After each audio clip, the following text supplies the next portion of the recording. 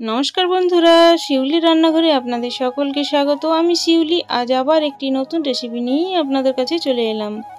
আজ আমি সুজি নিয়ে একটা দারুণ রেসিপি নিয়ে এসেছি।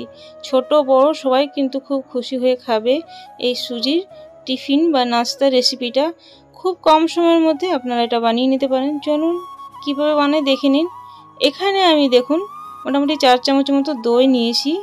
আর দইটা আমি জল দিয়ে এখানে আমি এই দইটা ছাঁচ বানিয়ে নেব। তো এখানে জলটা দিচ্ছি, যে পরিমাণ সুজি দেবো তার 3 গুণ জল দিতে হবে। আর সুজি দিয়ে বানানোর জন্য এখানে কিছু পরিমাণ কারি পাতা আমি কেটে নিয়েছি, টুকরো টুকরো করে কেটে নিয়েছি। তারপর স্বাদ মতো লবণটা দিয়ে নেব। এখানে লবণটা একেবারে সব দিয়ে নিচ্ছি। আর 1 চামচ কি 1.5 চামচ চিনি দেব। এবার চিনিটা মিষ্টিটা আপনারা কেমন খাবেন সেই হিসেবে দিয়ে নিতে পারেন। আপনারা চাইলে গুঁড়ো চিনিও দিয়ে নিতে পারেন। খুব ভালোভাবে আমি মিশিয়ে নেব। তো এই ছাঁচটা এইভাবে তৈরি করে নিতে হবে। তো ছাঁচটা একেবারে রেডি হয়ে গিয়েছে, এটা আমি একদিকে রেখে দেব। এবার একটা কড়াই নিয়েছি, কড়াইয়ের মধ্যে আমি এখানে সাদা তেল বা রিফাইন তেল নিয়ে নিয়েছি। এটা 2 থেকে 3 চামচের মতো নিলে হবে, খুব বেশি তেলের প্রয়োজন নেই। আর এখানে আমি একটু সরষা ফোড়নে দিয়ে নিলাম। এখানে সাদা কালো সরষে 2 রকম মিক্স আছে, আপনারা চাইলে যে কোনো একরকমও দিতে পারেন। একটা শুকনো লঙ্কা দিয়ে নিলাম। আর এখানে বিউলির ডাল অল্প পরিমাণ আমি দিয়ে নিলাম। আর এটা হচ্ছে ছোলার ডাল দিয়ে আমি কিছুক্ষণ ভেজে নেব। আঁচটা অবশ্যই একটু লো করে ভেজে নেবেন, তাহলে ডালটা যেন ভালোভাবে ভাজা যায়। দুটো ডালেই ভালোভাবে ভাজা হলে কিন্তু তাড়াতাড়ি সেদ্ধ হয়ে যাবে। কিছুক্ষণ ভেজে নেওয়ার পর আমি এখানে চীনাবাদাম অ্যাড করে দিচ্ছি। আপনারা চাইলে চীনাবাদামটা আগে ভেজে তুলে রাখতে পারেন। তো আমি একেবারে দিয়ে নিচ্ছি। এরকমভাবে অবশ্যই একবার ট্রাই করবেন আমি যেভাবে বানাচ্ছি। এবারে আদা কুচি দিয়ে নিলাম। 1 ইঞ্চির মতো আদা ছোট ছোট কুচি করে দিয়ে কিছুক্ষণ ভেজে নেব, যতক্ষণ না কাঁচা গন্ধটা যাচ্ছে। এবার আমি একটা কাঁচা লঙ্কা কুচি করে দিয়েছি। আর ঝালটা যেরকম খাবেন সেই হিসাবে কিন্তু দিয়ে নেবেন। আর এখানে সামান্য হিং দিয়ে নিলাম, এটা স্বাদটা কিন্তু দুর্দান্ত আসবে। আরেকটা আপনারা যদি চান তো এখানে প্রথমে তেলের সাথে আপনারা কারি পাতা গোটাও দিতে পারেন। তো আমি দিলাম না, যেহেতু কুচি করে দিয়েছি। আর খুব সুন্দরভাবে ভেজে নেওয়ার পর আমি এখানে সুজিটা অ্যাড করে দিলাম। আর সুজিটাও এবার আমি লো আঁচে ভেজে নেব।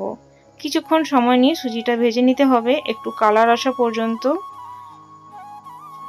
আর এটা বানানো খুবই সহজ। বন্ধুরা, আমার এই রেসিপিটা যদি আপনাদের ভালো লাগে তো প্লিজ লাইক শেয়ার কমেন্ট করে সাবস্ক্রাইব করে আমার পাশে থাকবেন। পাশের দেওয়া বেলটা প্রেস করে অল করে দেবেন, তাহলে নিত্য নতুন ভিডিও বা রেসিপি সবার আগে আপনাদের কাছে পৌঁছে যাবে। বেশি ভালো লাগলে প্রিয়জনদের মধ্যে শেয়ার করতে ভুলবেন না। দেখুন সুজিটা কালার চেঞ্জ হতে শুরু হয়েছে।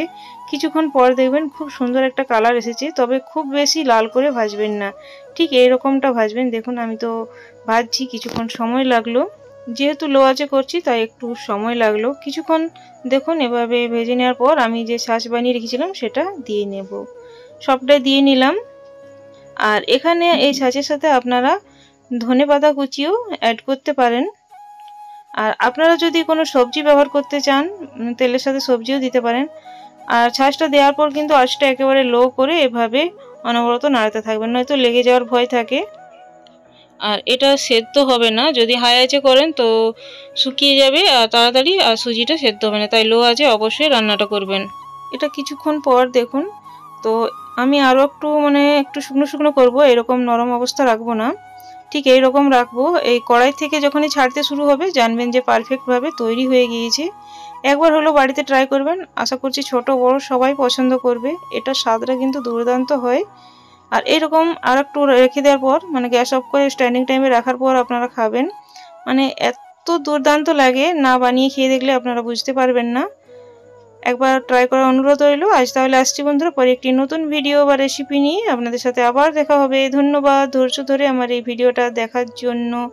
Thanks for watching.